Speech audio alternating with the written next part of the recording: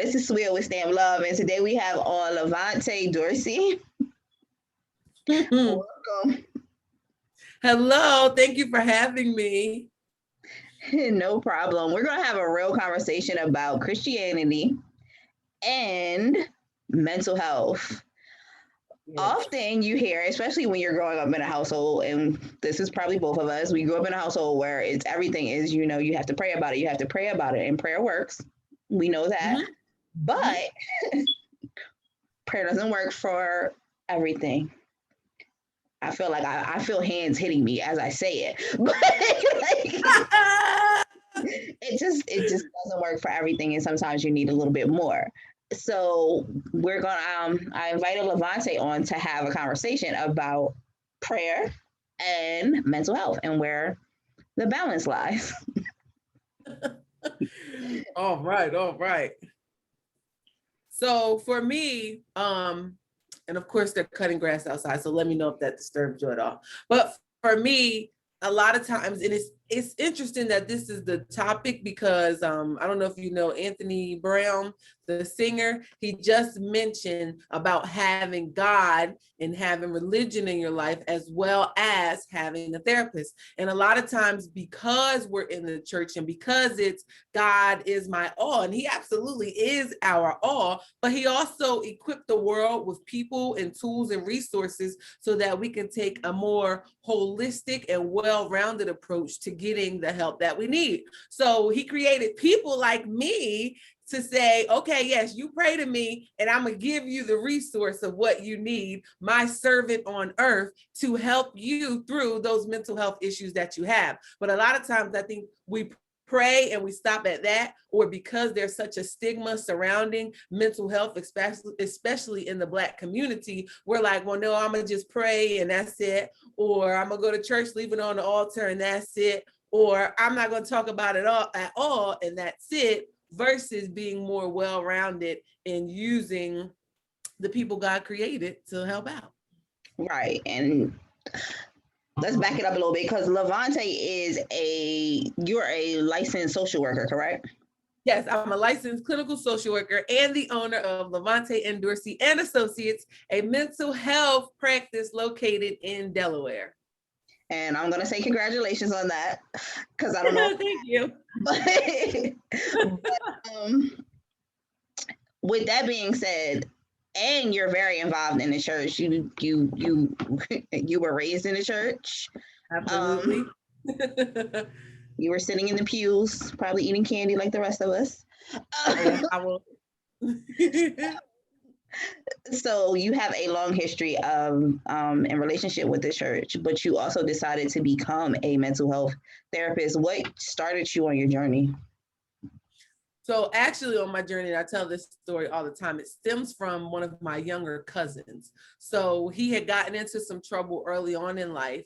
And I remember thinking when I got the call that he was being arrested for negative behaviors, that if only we had saw the signs, or if only someone had really talked to him and shown him that he can do different, I think we would have had a different outcome here. So I said, no matter what, I was in high school then. So I said, I don't know where this path is taking me, but whatever I'm going to do, it will be helping others to recognize their full potential and work through any mental health issues that they may be having. And then from there, I still, I was in high school, so I didn't know nothing about life or where it was going to go. So even after graduating, I went to the University of Delaware and I went in undecided because I still didn't know what this path should look like.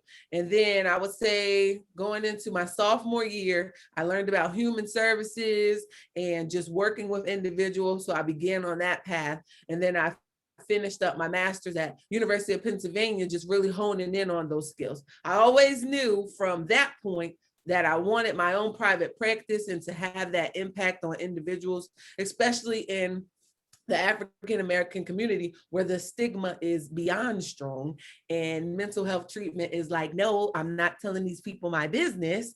I definitely wanted to see a different outcome for our people. I agree. It's definitely a conversation that needs to be had, especially being African American myself, if you can't tell. Yeah, I think that we do need to talk about it. I remember my first experience with a therapist, and it was more about, the situation with my family and having to tell my grandfather that the doctor suggested that I go to therapy. Yeah, that wasn't a comfortable conversation because Yeah. my grandfather, he was not, yeah, he was very, you're going to pray about it and God was going to take care of everything. And that's why we're having this conversation. Yeah. Um, but it's very important to be able to have both heads. You recently put up a post, if I'm not, yeah, you recently put up a post about the different levels of self care, and that kind of correlated with what we're talking about today. When we're talking about the spiritual side and the mental side and the physical side and the financial health. The importance of that balance is very important. Um, Yeah, and I was going to bounce back too, because you mentioned like our grandparents' generation and coming up in those times of segregation, the church was such a big staple, and that's all we had to go to. But now, as times has evolved, of course, our grandparents and their beliefs, they ain't gonna change, but too much. They older, so they like, no, I'm stuck with this. Y'all doing that new age stuff. I'm not with it. But you're finding now, as we evolve and grow, we have even now, unfortunately to say, the church is still a big staple, but it's not as big, or there's many different religions and people and things that people lean more towards, and that's okay. Because I always say, you may not be a Christian like me, you may not identify that. I am fine with whatever faith and belief you are, but it's important to have something you draw upon, but that just not be your end all be all. As well, incorporate other self-care, rituals in there as well. So I think before, like our grandparents, their era, they like, ain't telling these people my business. You better not go telling these people my business. As well as, and I still hear this today, there's a fear that if I have mental health help, or it could go on like a record, and that paper trail can be used against me for the different things I try to go for in life. So it's a whole thing warped in here, but all in all, I still stand on God placed servants on this earth to be mental health therapists. And why would he do that if he didn't want us to use them? right. And if you think about it, regardless of where you are with this conversation, the whole journey into religion, we use people on our path to get us there and get us through. That's what your reverend is about. That's what your preacher is about. They help you get through whatever you're going through, and the therapist is nothing but somebody else to use as a tool and a resource. I know that my family was always a member of Easy and Mount Carmel, and that scandal they had years ago. I Right. know about that. It kind of like, and I think I was like 12 when it happened. Um, but it had to be a conversation on, you don't put that much power in your preacher's hands, and it makes sense. He's just a tool, and he's human, and he's a person, and we often don't have those conversations either. And that's another one. Like there are more than, like, you would never tell me to help you as somebody if you needed surgery, then you need to go to a surgeon, please, because you don't want my help. So if you are having concerns mentally, please go to a therapist, and it makes sense. If you're having concerns spiritually, go to the reverend and have a conversation with the reverend, because we all hold our own space. But people think that they're cheating on God because they're gonna go see a therapist, and it just, I don't understand. So that's really what this conversation is about. And I think, You were going to say something? yeah, and a part of it is that build a relationship. So especially I see your pastor as that person that brings you comfort during the week, every Sunday, brings you feel that connection that, okay, maybe they can help me in my deepest moments. But as mental health therapists, we are working to collaborate more with the church and the pastors.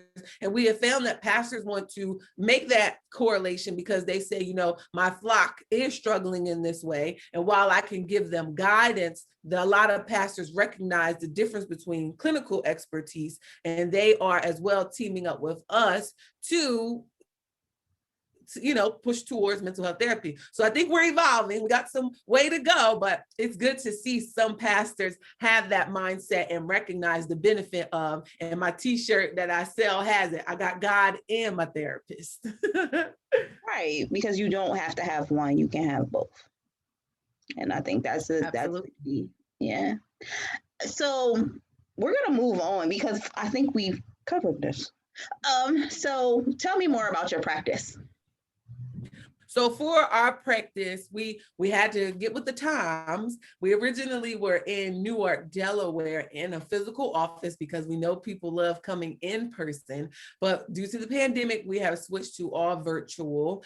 We are a team of currently all African-American women serving children, youth, families, adults, you name it, on a variety of issues. If you're stressed out about your relationship with your boo thing, if you have anxiety, depression, and for those where, especially as the owner, if I feel our clinicians don't have that clinical expertise, and we're honest and happy to say it, we refer out to other clinicians that we feel could better meet the needs of clients. We believe in the collaborative approach.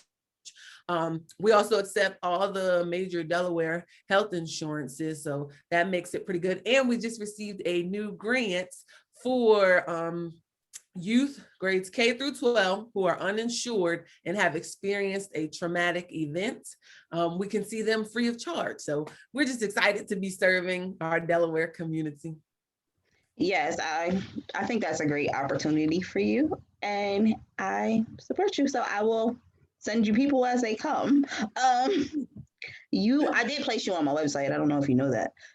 Oh, yeah. Thank you. So yes.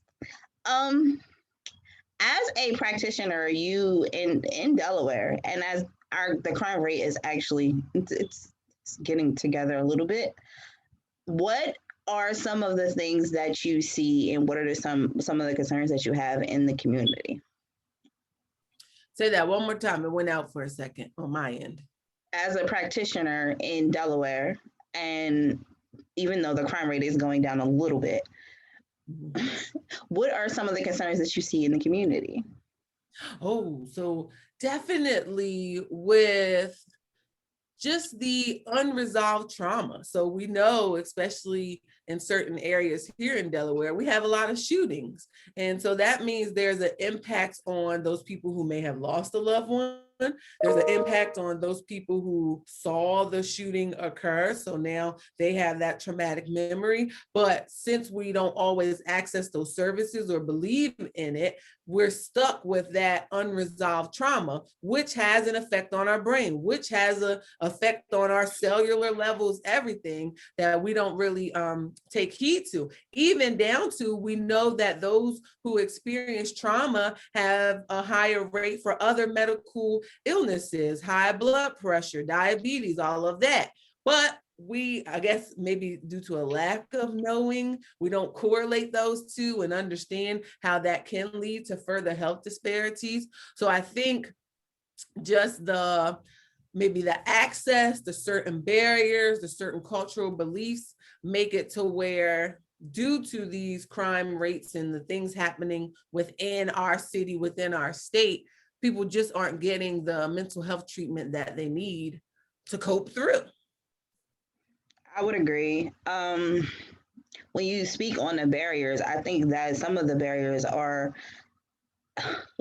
they really think that they're going to get a consequence that isn't always necessary, because you do have a confidentiality law, which I think that people are afraid of.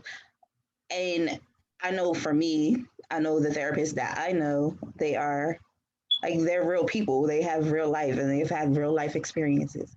So they don't live in a therapy bubble. And so they have an understanding of life and things happening, and they can actually meet you on a level of their understanding, especially if you run into the right person. And I think that is also something that we need to talk about, because you have to be comfortable when you come into the office, and that's how you get people in the office to be able to be comfortable with telling their story. And that, I think that is some of the biases and some of the concerns that we see getting people into therapy. And what are your thoughts on that? It's definitely all about that relationship building and that rapport you have with the client, because all in all, people want to feel that they can trust you with their deepest secrets. They want to feel safe. So if they feel like, and yes, you spoke on our confidentiality laws, of course, it only goes out the door if you're going to harm yourself or someone else.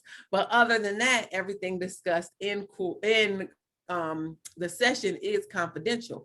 But I could see where people would still be nervous of, can I trust this person? And that's why it's just important to build up that relationship and to be culturally competent and understand where the population is coming from. That's the good thing about your practice being all African American women, because the African American community we do need a space to heal and a space to have honest conversations with each other.